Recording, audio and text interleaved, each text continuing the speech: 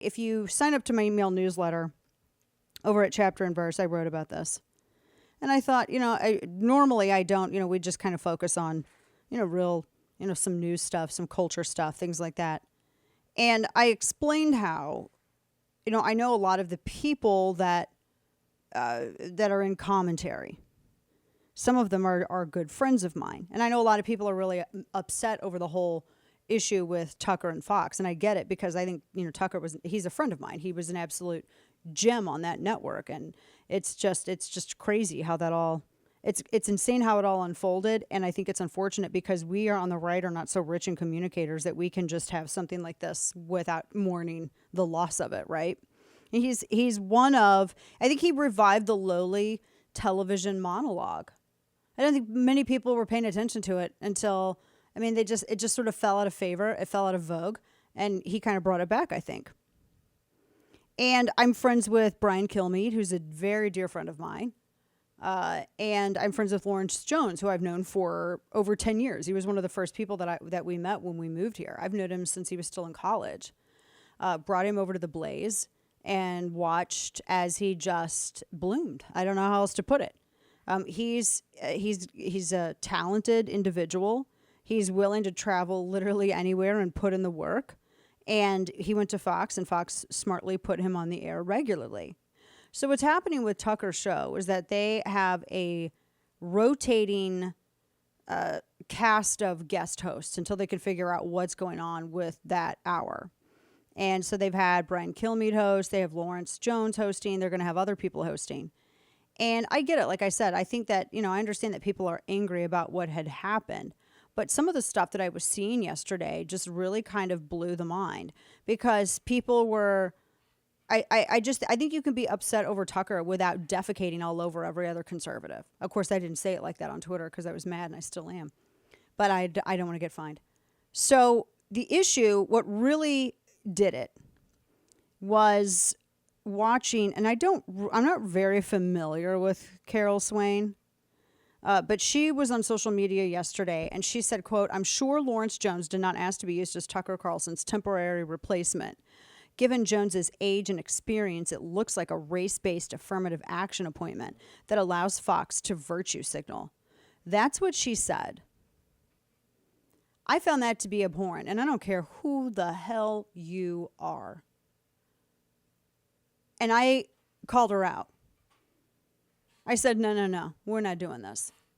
We're not doing this. If anyone thinks this, they do not know how hard Lawrence has worked over the years to get where he is and to diminish all of the hard work he has done with this stroke of affirmative action.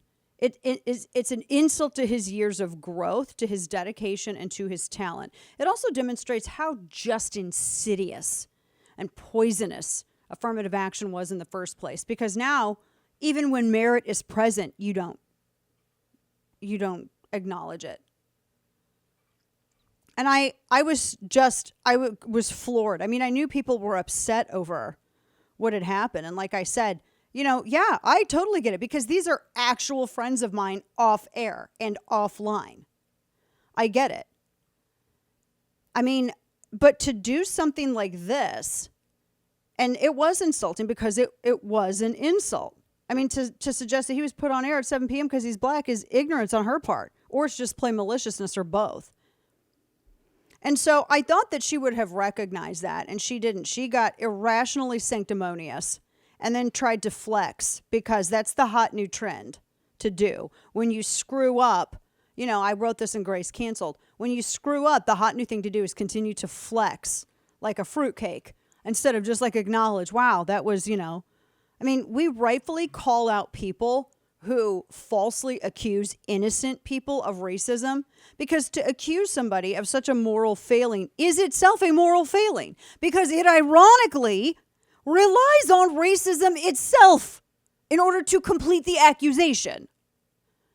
And so too is to ignore a person's merit and claim that someone was chosen for a role outside of meritocracy for their skin color alone. Both are abhorrent.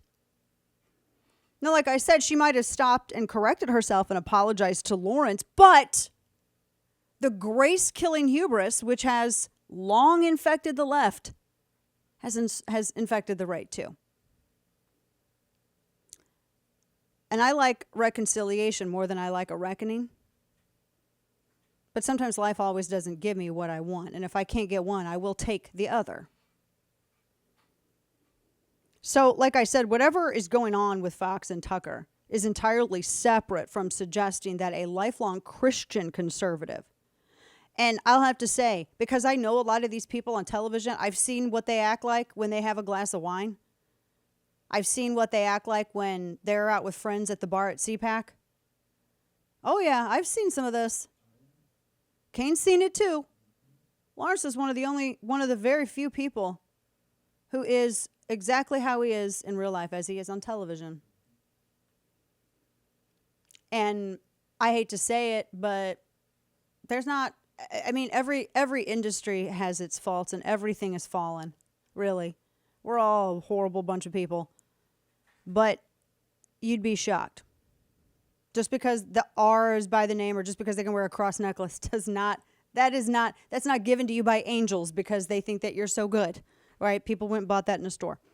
So my whole point is that whatever's going on with Fox and Tucker is entirely separate from suggesting that a lifelong Christian conservative got into this guest host rotation, not because of his talent, but because he's black. I mean, conflating the two to dodge responsibility for the progressive reasoning on the second doesn't fly.